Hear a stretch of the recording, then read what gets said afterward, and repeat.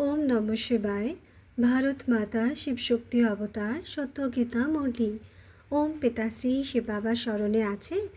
আজকের তারিখ 31শে মার্চ 2026। প্রাতঃ ক্লাস রিভাইজ ডেট 2রা নভেম্বর 1968। ওম নমঃ শিবায়।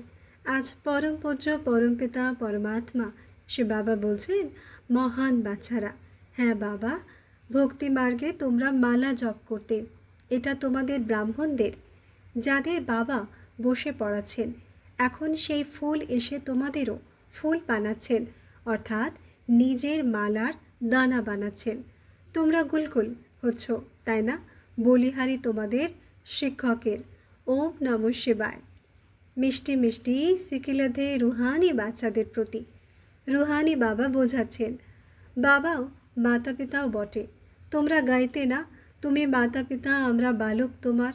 সবাই ডাকতে থাকে, কাকে ডাকে? পরম পিতা পরমাত্মাকে। বাকি তারা বুঝতে পারে না যে কৃপাতে অপার সুখ কোনটি পাওয়া যায় আর কখন পাওয়া যায়। অপার সুখ কাকে বলা হয় সেটাও তারা বোঝে না।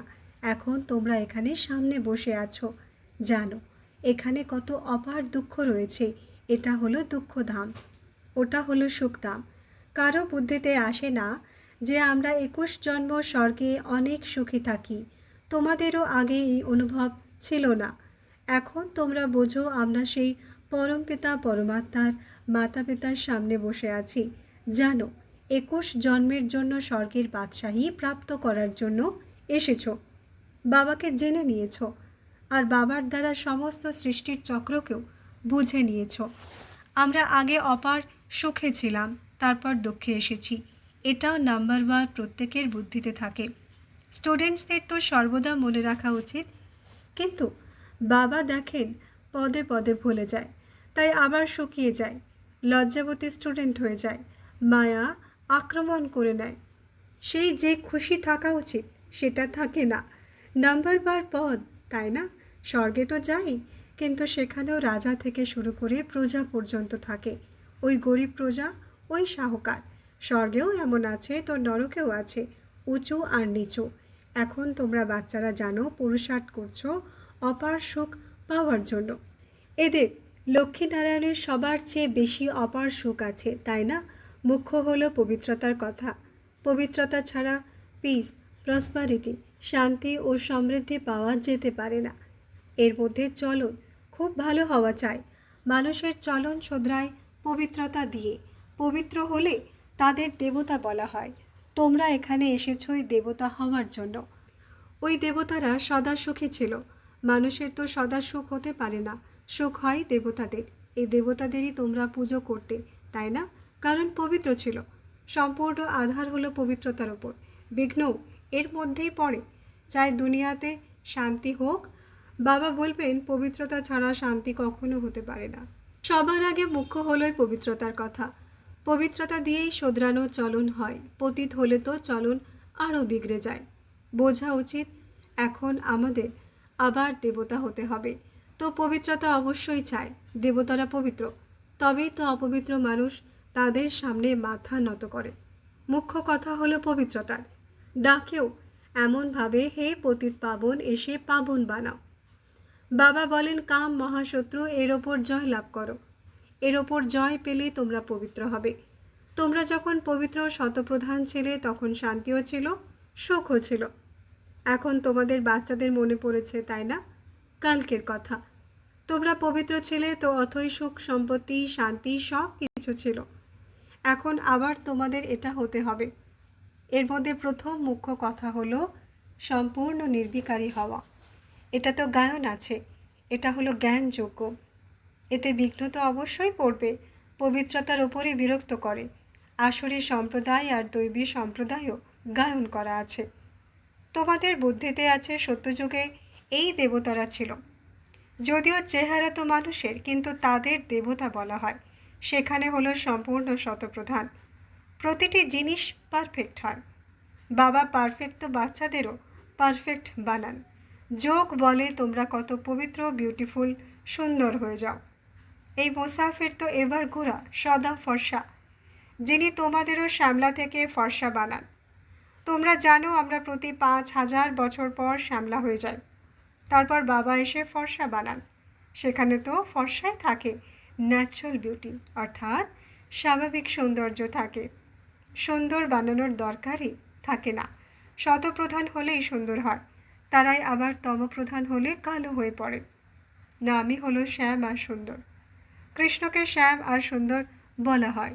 তার অর্থ বাবা ছাড়া কখনো কেউ বলতে পারে না। ভগবান বাবা যে কথা শোনান তা আর কখনো কোনো মানুষ শোনাতে পারবে না। চিত্রগুলোতে সদর্শন চক্রধারী দেবতাদের বানিয়ে দিয়েছে। বাবা বোঝাচ্ছেন, মিঠে মিঠে বাচ্চারা, সদর্শন চক্রের তো দেবতাদের দরকারই নেই। তারা শঙ্খ ইত্যাদি দিয়ে কি করবে? সদর্শন চক্রধারী তোমরা ব্রাহ্মণ বাচ্চারা, শঙ্খধ্বনিও তোমাদের করতে হবে। তোমরা জানো এখন বিশ্বে শান্তি কিভাবে স্থাপন হচ্ছে। সাথে চলনও খুব ভালো হওয়া চাই। ভক্তি মার্গেও তোমরা দেবতাদের সামনে নিজের চলনের বর্ণনা করো, কিন্তু দেবতারা কেউ তোমাদের চলন শোধরায় না। শোধরানোর মালিক অন্য কেউ। সেই শিব বাবা তো নিরাকার, তার সামনে এমন বলবে না আপনি সর্বগুণ সম্পন্ন। শিবের মহিমায় আলাদা, দেবতাদের মহিমা গায়। কিন্তু আমরা এখন কিভাবে হব? আত্মায় পবিত্র আর অপবিত্র হয়, তাই না? এখন তোমাদের আত্মা পবিত্র হচ্ছে। যখন আত্মা সম্পূর্ণ পাবন হয়ে যাবে তখন আর এই পতিত শরীর থাকবে না। তারপর গিয়ে পাবন শরীর নেবে। এখানে তো পাবন শরীর হতে পারে না। পাবন শরীর তখন হবে যখন প্রকৃতিও শতপ্রধান হবে। নতুন দুনিয়াতে প্রতিটি জিনিস শতপ্রধান হয়। 5 তত্ত্ব শতপ্রধান হয়ে যায়। তত্ত্ব সব তোমাদের হুকুমে থাকে, দুঃখের কথা থাকে না। এখানে তো 5 তত্ত্ব তমপ্রধান হওয়ার কারণে কত উপদ্রব ইত্যাদি হতে থাকে। তীর্থযাত্রায় যায়, কোনো অ্যাক্সিডেন্ট হলো, মারা পড়ে। জল, পৃথিবী ইত্যাদি কত লোকসান করে। এই সব 5 তত্ত্বও লোকসান করতে থাকে, তোমাদের বিনাশে সাহায্য করতে থাকে। হঠাৎ বন্যা চলে আসে, তুফান লাগে, এগুলো হলো ন্যাচারাল ঈশ্বরীয় আপদ। ওই বম্বস ইত্যাদি যা বানায় তা সবই ড্রামাতে নির্দিষ্ট আছে। সেগুলোকে ঈশ্বরীয় আপদ বলা যাবে না, ওগুলো তো মানুষের বানানো। আর্থকুয়েক, ভূমিকম্প ইত্যাদি মানুষের বানানো নয়। এই আপদগুলো সব একে অপরের সাথে মেলে, তখন পৃথিবী হালকা হয়। তোমরা জানো কিভাবে বাবা আমাদের হালকা বানিয়ে আর নিয়ে যান নতুন দুনিয়াতে। নাপিতরা চুল কাটে তো মাথা হালকা হয়ে যায়, বাবাও একদম হালকা করে দেন। সন্ন্যাসীদের মতো ন্যাড়া করেন না, হালকা করে দেন। মাথা হালকা হলে ফুরসত হয়ে যায়। তোমাদের বাবা একেবারে হালকা করে দেন, সব দুঃখ দূর হয়ে যায়। এখন তোমাদের সবার মাথা খুব ভারী হয়ে গেছে, তারপর সবাই হালকা, শান্ত, সুখী হয়ে যাবে। যে যে ধর্মের সবার খুশি হওয়া উচিত। বাবা এসেছেন সবার সদ্গতি করতে। তোমাদের পয়গাম দিতে হবে বাবা এসেছেন এক আদি সনাতন দেবী দেবতা ধর্মের স্থাপনা করতে। যখন পুরোপুরি স্থাপনা হয়ে যায় তখন সব ধর্মের বিনাশ হয়ে যায়। আগে তোমাদের বুদ্ধিতে এই খেয়ালও ছিল না, এখন বোঝো। গায়নও আছে ব্রহ্মার দ্বারা স্থাপনা। এখন বাকি অনেক ধর্মের বিনাশ। এই কর্তব্য এক বাবাই করেন, অন্য কেউ করাতে পারে না এক সে বাবা ছাড়া। এমন অলৌকিক জন্ম আর অলৌকিক কর্তব্য হতে পারে না। বাবা হলেন উঁচু থেকে উঁচু, তার কর্তব্য খুব উঁচু। করণ করাবন হার, তাই না? তোমরা নলেজ শোনাও, জানো বাবা এসেছেন। এই সমস্ত সৃষ্টি থেকে পাপ আত্মাদের বোঝা নামাতে এসেছেন। এটা তো গায়নও আছে, বাবা আসেন এক ধর্মের স্থাপনা, অনেক ধর্মের বিনাশ করতে। এখন তোমাদের কত উঁচু মহাত্মা বানাচ্ছেন। মহাত্মা দেবতা ছাড়া কেউই হয় না। এখানে তো অনেককে মহাত্মা বলতে থাকে, বাস্তবে মহাত্মা নামটা হলো ভুল। নরকে আবার মহাত্মা কোথা থেকে এলো? মানুষদের কিছুই জানা নেই। মহাত্মা বলা হয় মহান আত্মাকে, রাম রাজ্য বলাই হয় স্বর্গকে। সেখানে রাবণ রাজ্যই নেই, তাই একে বলা হয় সম্পূর্ণ নির্বিকারী। যতটা সম্পূর্ণ হবে ততটাই অনেক সময় সুখে থাকবে। অপূর্ণ তো এত সুখ পেতে পারবে না। স্কুলে কেউই সম্পূর্ণ, কেউ অপূর্ণ হয়, পার্থক্য দেখা যায়। ডাক্তার তো ডাক্তারই, তাই না? কিন্তু তার বেতন দেখো খুব কম, কারো বেশি। তেমনই দেবতা তো দেবতাই, কিন্তু মর্যাদার পার্থক্য তো পড়েই যায়। বাবা এসে তোমাদের উঁচু পড়া পড়াচ্ছেন। কৃষ্ণকে কখনো ভগবান বলা যেতে পারে না, কৃষ্ণকেই বলা হয় শ্যাম সুন্দর। শ্যামলাও কৃষ্ণকে দেখায়, কৃষ্ণ শ্যামলাও একটুও হয় না। নাম রূপ তো বদলে যায়, তাই না? সেটাও আত্মা শ্যামলা হয়। ভিন্ন নাম রূপ, দেশ কাল এখন তোমাদের বোঝানো হচ্ছে। তোমরা বোঝো আমরা ঠিক শুরু থেকে নিয়ে কিভাবে পাঠে এসেছি। আগে দেবতা ছিলাম, তারপর দেবতা থেকে অসুর হয়েছি। বাবা 84 জন্মের রহস্যও বলেছেন, যা আর কারো জানা নেই। বাবাই এসে সব রহস্য বোঝান। বাবা বলেন, আমার আদরের বাচ্চারা, তোমরা আমার সাথে ঘরে থাকতে। তোমরা ভাই ভাই ছিলে, তাই না? সবাই আত্মা ছিলে, শরীর ছিল না। বাবা ছিলেন আর তোমরা বাচ্চারা ভাই ভাই ছিলে। আর কোনো সম্পর্ক ছিল না। বাবা তো পুনর্জন্মে আসেন না, তিনি তো ড্রামা অনুসারে রিজার্ভে থাকেন। তার পার্টি এমন। তোমরা কত সময় ডেকেছ সেটাও বাবা বলেছেন। এমন নয় দাপর থেকে ডাকা শুরু করেছ, না, অনেক সময়ের পর তোমরা ডাকা শুরু করেছ। তোমাদের তো বাবা অনেক সুখী বানান, অথই সুখের বর্ষা বাবা দিচ্ছেন। তোমরাও বলো, বাবা আপনার কাছে কল্প কল্প অনেকবার এসেছি। এই চক্র চলতেই থাকে। প্রতি 5000 বছর পর বাবা আপনার সাথে আমরা মিলিত হই। আর এই বর্ষানি যারা সব দেহধারী তারা সবাই স্টুডেন্টস। পড়ানোর মালিক হলেন বিদেহী। এই দেহ তার নয়, নিজে বিদেহী। এখানে এসে দেহ ধারণ করেন। দেহ ছাড়া বাচ্চাদের পড়াবেন কিভাবে? সব রুহদের তিনি বাবা। ভক্তি পার্কে সবাই তাকে ডাকে, ঠিক রুদ্রমালা জপও করে। ওপরে আছে ফুল আর যুগল মেরু, সেটা তো একই রকম। ফুলকে কেন নমস্কার করে এটাও এখন তোমরা জানতে পেরেছ। যে মালা কিভাবে জপ করে, দেবতাদের জপ করে নাকি তোমাদের জপ করে? মালা দেবতাদের নাকি তোমাদের? দেবতাদের বলা যাবে না। এই ব্রাহ্মণরাই যাদের বাবা বসে পড়াচ্ছেন, ব্রাহ্মণ হয়ে তারপর দেবতা হয়ে যায়। এখন পড়ছো, তারপর সেখানে গিয়ে দেবতা পদ পাও। মালা তোমাদের ব্রাহ্মণদের, যারা বাবার দ্বারা পড়ে মেহনত করে তারপর দেবতা হয়। বলিহারি তোমাদের পড়ানোর শিক্ষকের। মালা তোমাদের ব্রাহ্মণদের, যারা বাবার দ্বারা পড়ে মেহনত করে তারপর দেবতা হয়। বলিহারি তোমাদের শিক্ষকের। বাবা বাচ্চাদের কত সেবা করেছেন, সেখানে তো কেউ বাবাকে স্মরণও করে না। ভক্তি মার্গেই তোমরা মালা জপ করতে, এখন সেই ফুল এসে তোমাদেরও ফুল বানাচ্ছেন, অর্থাৎ নিজের মালার দানা বানাচ্ছেন। তোমরা গুলগুল হচ্ছ, তাই না? আত্মার জ্ঞানও এখন তোমরা পাচ্ছ। সমস্ত সৃষ্টির আদি মধ্য অন্তের জ্ঞান তোমাদের বুদ্ধিতে আছে, তোমাদেরই মহিমা আছে। তোমরা ব্রাহ্মণ বসে বাপ সমান ব্রাহ্মণ বানিয়ে তারপর স্বর্গবাসী দেবী দেবতা বানাও। দেবতারা তো স্বর্গে থাকে। তোমরা যখন দেবতা হয়ে যাও, সেখানে তোমাদের পাস্ট, প্রেজেন্ট, ফিউচারের নলেজ থাকবে না। এখন তোমরা ব্রাহ্মণ বাচ্চাদের পাস্ট, প্রেজেন্ট, ফিউচারের জ্ঞান মিলছে, আর কেউ এটা পায় না। তোমরা অনেক অনেক ভাগ্যশালী, কিন্তু মায়া তবুও ভুলিয়ে দেয়। তোমাদের কোনো এই বাবা পড়াচ্ছেন না। ইনি তো মানুষ, ইনিও পড়ছেন। ইনি তো সবার লাস্টে ছিলেন, সবার চেয়ে নাম্বার 1 পতিত। তিনি আবার নাম্বার 1 পাবন হন। পতিত দুনিয়াতেই সবাই পতিত মানুষই আছে, পবিত্র দুনিয়াতে সবাই পবিত্রই হয়। কত সুখী হয়। এইম, অবজেক্ট, লক্ষ্য সামনে দাঁড়িয়ে আছে। বাবা কত তোমাদের উঁচু বানান। আয়ুষ্মান ভব, পুত্রবান ভব, এটাও সব ড্রামাতে নির্দিষ্ট আছে। বাবা বলেন, আমি যদি বসে আশীর্বাদ দিই তো আবার সবাইকেই দিতে থাকবো। কারো বাচ্চা হয় না তো ঝগড়া শুরু হয়ে যায়।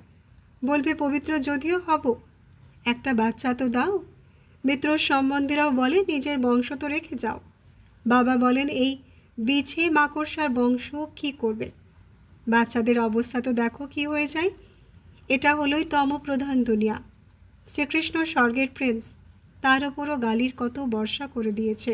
বাবাও বলেন, তোমরা কত গ্লানি করেছ, সেটাও নিজের আর আমার। এটাও ড্রামাতে খেলাতে আছে, এটাও ড্রামাতে খেলা আছে। পূজ্য থেকে পূজারী হও। পূজারী হলে আসরি সম্প্রদায় হয়ে যাও। এখন হলোই কলিযুগ। সবাই ঘোর অন্ধকারে আছে। তোমাদের জন্য হলো পুরুষোত্তম সঙ্গম যুগ। এখন তোমরা আলোতে আছো, তারা সবাই আছে অন্ধকারে। তোমাদের বুদ্ধিতে এখন সব পার্থক্য আছে। তোমরা জানো এখন আমরা নতুন দুনিয়াতে যাচ্ছি। এটা পুরনো দুনিয়া। এটা তো যে কেউই বলবে তমপ্রধান দুনিয়া।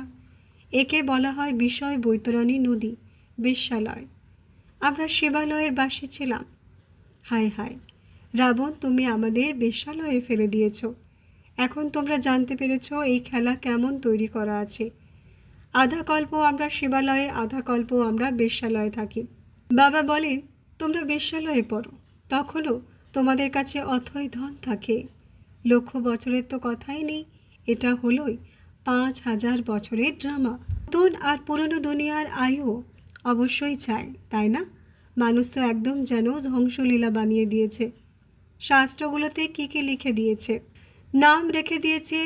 ব্যাস ভগবান বানিয়েছেন। অনেক গল্প বানিয়ে দিয়েছে, কত পুস্তক আছে। সেখানে তো কোনো পুস্তকের দরকারই নেই। না বেদ শাস্ত্র উপনিষদ ইত্যাদি পড়ারই দরকার আছে। এগুলো থেকে কোনো ফায়দা নেই।